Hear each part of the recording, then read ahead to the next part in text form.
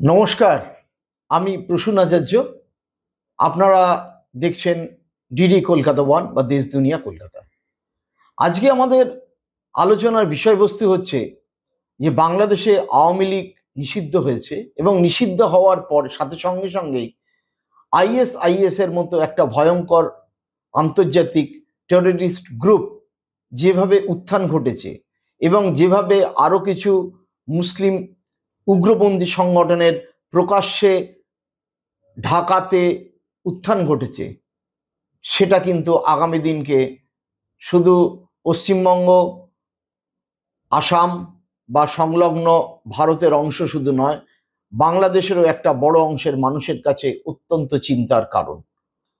আপনারা জানেন যে আওয়ামী লীগকে নিষিদ্ধ ঘোষণা করা হয়েছে। আপাতত বিষয়টা অন্তর্বর্তীকালীন হলেও আন্তর্জাতিক ট্রাইব্যুনালে বিচারের পরে পাকাপাকিভাবে আওয়ামী লীগকে নিষিদ্ধ ঘোষণা করা হবে বলে সরকারের পক্ষ থেকে জানানো হয়েছে। বিশেষ করে আসিফ নজরুল, যিনি ইউনূস সরকারের আইন উপদেষ্টা, তিনি স্পষ্ট করে জানিয়েছেন। এবং তারপরে বাংলাদেশের নির্বাচন কমিশনারও জানিয়েছেন যে সূর্যোদয়ের পরেই আপনারা দেখতে পাবেন বাংলাদেশের আওয়ামী লীগ বলে কিছু নেই। যে আওয়ামী লীগের সদস্য এবং সমর্থকের সংখ্যা এই মুহূর্তে এখনো বাংলাদেশের মানুষের মধ্যে একটা বিরাট অংশ। আওয়ামী লীগের প্রধানমন্ত্রী হাসিনা ভারতে আশ্রয় নিয়েছেন, কিন্তু একথা অনস্বীকার্য 1971 সালে পাকিস্তানের সাথে মুক্তিযুদ্ধ করে দেশ যে স্বাধীন হয়েছিল, তাতে যেরকম আওয়ামী লীগের প্রধান শেখ মুজিবুর রহমানের ভূমিকা ছিল, ভাসানীর ভূমিকা ছিল, জিয়াউর রহমানের ভূমিকা ছিল, সেই ভূমিকা কিন্তু আজকের দিনে দাঁড়িয়ে কেউই অস্বীকার করতে পারেন না। মূলত বাংলা ভাষাকে কেন্দ্র করে একটা ধর্মনিরপেক্ষ রাষ্ট্রের জন্ম নিয়েছিল, বাঙালির রাষ্ট্রের জন্ম হয়েছিল 1971 সালে। কিন্তু হাসিনা সরকারের কিছুটা একনায়কতান্ত্রিক মনোভাব এবং দুর্নীতির অভিযোগকে কেন্দ্র করে যে 24 অগাস্টে যে গণ অভ্যুত্থান ঘটে সকলেই জানেন, এবং তারপরে হাসিনা দেশ ছেড়ে চলে আসেন, ভারতে আশ্রয় নেন। ইউনূস সুদূর ফ্রান্স থেকে এসে দেশের দায়িত্ব ধরেন এবং ধরেই তার বিরুদ্ধে থাকা যত সমস্ত মামলা মকদ্দমা, আর্থিক দুর্নীতির মামলা, সেগুলোকে সমস্ত কিছু স্কোয়াশ করে দেন, ভ্যানিশ করে দেন, মুছে দেন। এবং তারপর যে ছাত্ররা রাজনীতি অভিজ্ঞ নয়, তাদের পরামর্শ মতো সরকার চালাতে শুরু করেন। এসবই কিন্তু পুরনো ঘটনা। আপনারা এটাও জানেন যে ইউনূস কিন্তু বারবার বলেছিলেন যে আওয়ামী লীগকে নিষিদ্ধ করা হবে না, নতুন আওয়ামী লীগের দরকার বা নতুন নেতৃত্ব আসুক, এই ধরনের কথাবার্তা আমরা শুনতে পাচ্ছিলাম। কিন্তু শেষ পর্যন্ত বিভিন্ন মুসলিম উগ্রপন্থী সংগঠন, তার মধ্যে অন্যতম হচ্ছে যারা, তিনি হচ্ছেন জসিমউদ্দিন রহমানের আনসারুল্লাহ বাংলা, আছেন হিজবুত তাহির, আছেন জামাতুল মুজাহিদ বাংলাদেশ, এবং তার সাথে জামাতি ইসলাম তো রয়েছে। তাদের চাপে শেষ পর্যন্ত শনিবার সিদ্ধান্ত নেয় বাংলাদেশ সরকার যে নিষিদ্ধ করা হবে। এবং যে জমায়েতের ডাক দেওয়া হয়েছিল ঢাকায়, সেই জমায়েতে আমরা দেখলাম যে জসিমউদ্দিন, যিনি রাজীব হায়দারের মতো ব্লগার সমেত একাধিক ব্লগার খুনে অভিযুক্ত হয়ে 2013 থেকে জেলে ছিলেন এবং একেবারেই আইএসআই এর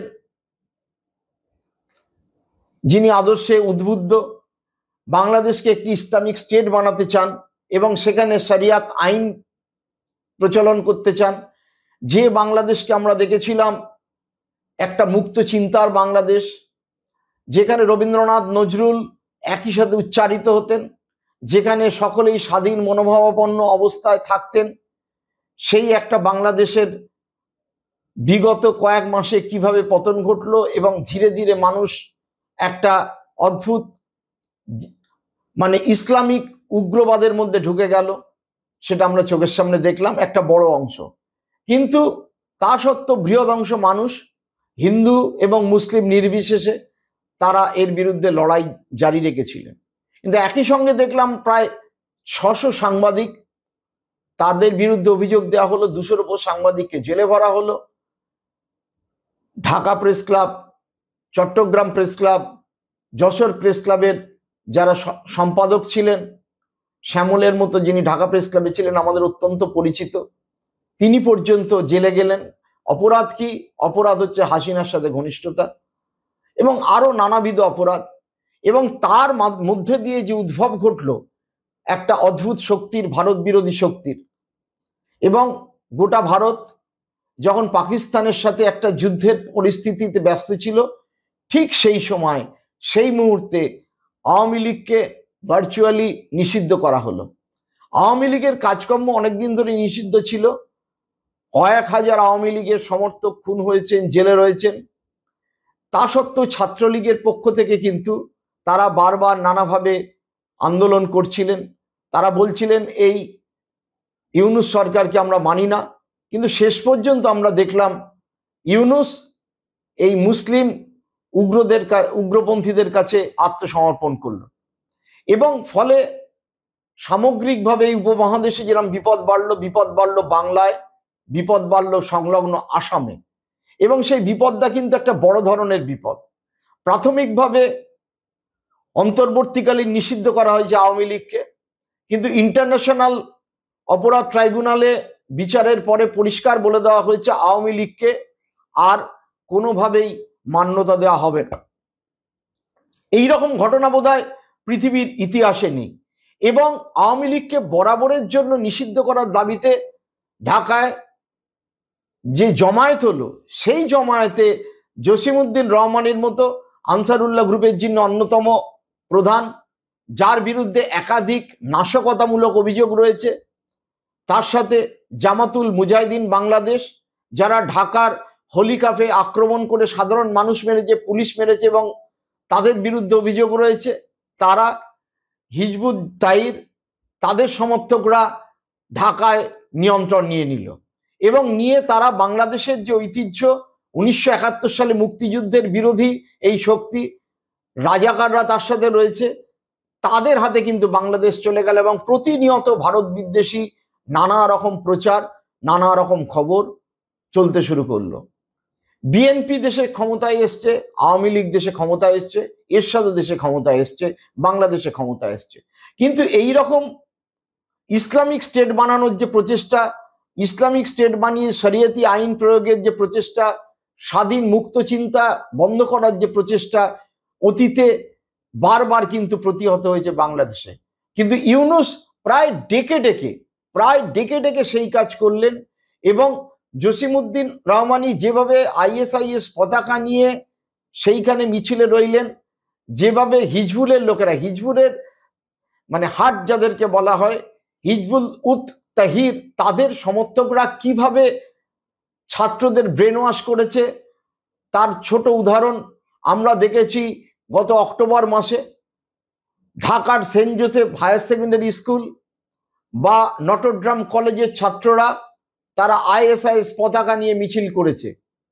যে আইএসআইএস শক্তি Islamic State of Iran and Syria বলা হলেও তাদের যে ভয়ঙ্কর নাশকতা করার ক্ষমতা, এবং তারা প্রায় নিষিদ্ধ গোষ্ঠী, সারা পৃথিবীতে কোনো ইসলামিক বড় বড় দেশগুলোও তাদের অত্যাচারে অতিষ্ঠ হয়ে গেছে।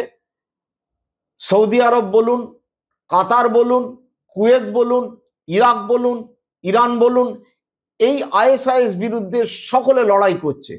কিন্তু এই যে জামাতুল মুজাহিদিন বাংলাদেশ এবং এই হুত, তারা অ্যাকচুয়ালি বাংলাদেশকে একটি তালিবান রাষ্ট্রে পরিণত করতে চায়। কিন্তু সমস্যাটা হচ্ছে পশ্চিমবঙ্গের ঘরের।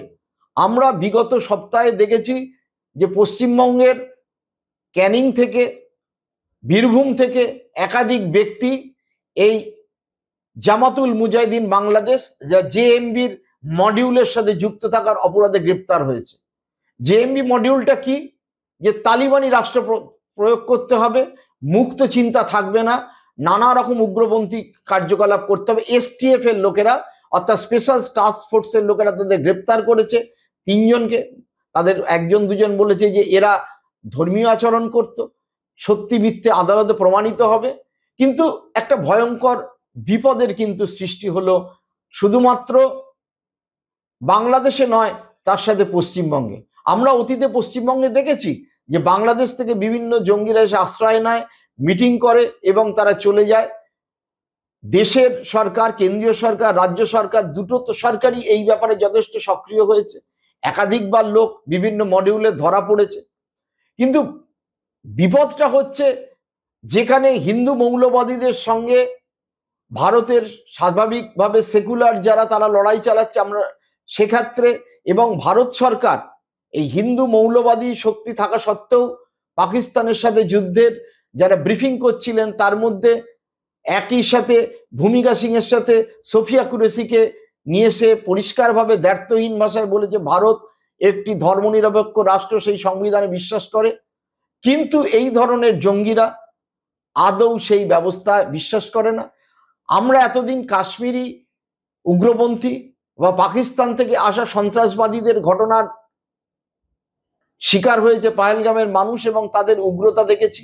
কিন্তু বাংলাদেশ যদি এই ধরনের জঙ্গিদের খপ্পরে, এই ধরনের সন্ত্রাসবাদী মুসলিম গোষ্ঠীদের হাতে চলে যায়, তাহলে পশ্চিমবঙ্গ, যে পশ্চিমবঙ্গে 30% মুসলিম এবং 70% হিন্দু, যে আসাম যেখানে প্রায় শতকরা 35% মুসলমান মানুষ এবং বাদবাকি 65% হিন্দু মানুষ, সেই এই দুইটি রাষ্ট্রে অশান্তি সৃষ্টি করা সম্ভব।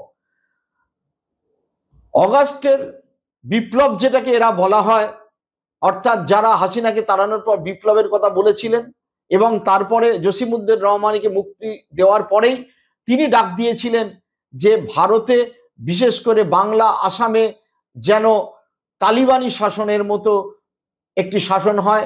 তিনি বলেছিলেন 7 সিস্টারকে আমরা আলাদা করে দেব। তিনি বলেছিলেন যে সমস্ত মুসলিমরা ঐক্যবদ্ধ হয়ে একটা আলাদা রাষ্ট্র তৈরি কর। অর্থাৎ অদ্ভুতভাবে ভারতের মধ্যে একটা বিভেদকামী শক্তিকে সংগত করার ডাক দিয়েছিলেন এই জসিমউদ্দিন। তাকে আমরা দেখলাম ঢাকার রাস্তায় দাঁড়িয়ে আইএসআইএস পতাকা নিয়ে স্লোগান দিতে, এবং ইউসুফ সরকার একেবারে নিশ্চুপ। তাহলে কি এইটাই দাঁড়াচ্ছে, ইউনূস সরকার কি তাহলে এটাই দাঁড়াচ্ছে যে ইউনূস সরকার পশ্চিমবঙ্গ এবং ভারতের মাটিকে অশান্ত করতে চাইছে? সেই কারণেই এই ধরনের ঘটনা ঘটাচ্ছে, সেই কারণেই আওয়ামী লীগকে নিষিদ্ধ করা হচ্ছে। আমরা জানি না শেষ পর্যন্ত বাংলাদেশের স্বাধীন মুক্তমনা মানুষ, যারা রবীন্দ্রনাথ নজরুলে বিশ্বাস করেন, যারা একই সঙ্গে দুর্গাপুজোও করেন, ঈদও করেন, সেই মানুষদের ভবিষ্যৎ কি হবে? আমরা দেখেছি যে ইস্কনের সাধু চিন্ময় কৃষ্ণ দাসের কে কেন্দ্র করে যে ঘটনা ঘটেছিল, তারপর তার মুক্তি হলো, তার বিরুদ্ধেও কিন্তু একটা বড় ভূমিকা নিয়েছিলেন এই জসিমউদ্দিন রহমানি। অর্থাৎ যে বাংলাদেশ মুজিবের বাংলাদেশ, যে বাংলাদেশ জিয়াউর রহমানের বাংলাদেশ, সেই বাংলাদেশ কিন্তু প্রায় ধ্বংস হতে চলেছে বলে মনে হচ্ছে আজকে আমাদের কাছে। বরঞ্চ একটা উগ্র মৌলবাদী শক্তির হাতে, যারা ইসলামিক স্টেট করতে চায়, যারা শরিয়াতি আইন করতে চায়, যারা বাংলাদেশকে তালিবান করতে চায়, তাদের হাতেই যেন দেশটা তুলে দিতে চলেছেন মোহাম্মদ ইউনূস, যিনি নোবেল লরিয়েট বলে গর্ববোধ করেন, কিন্তু তার বিভিন্ন কারখানায় শ্রমিক কোড লঙ্ঘন করার অপরাধে, আর্থিক অপরাধে তার বিরুদ্ধে হাসিনা সরকারের মামলা চলছিল এবং তিনি ক্ষমতায় এসে সেই মামলাগুলো সমস্ত প্রত্যাহার করেছেন। আমরা তাকিয়ে থাকব বাংলাদেশ কোন দিকে যায়। তবে ভারতবাসী হিসেবে ভারতের মানুষকে সতর্ক থাকতে হবে, যাতে ভারতের মাটিকে কোনোভাবেই এই সমস্ত বাংলাদেশি আইএসআইএস এর সাথে যারা যুক্ত, তালিবানি আফগানিস্তানের তালিবানি শক্তির সাথে যারা যুক্ত, তারা কোনোভাবেই ব্যবহার করতে পারে।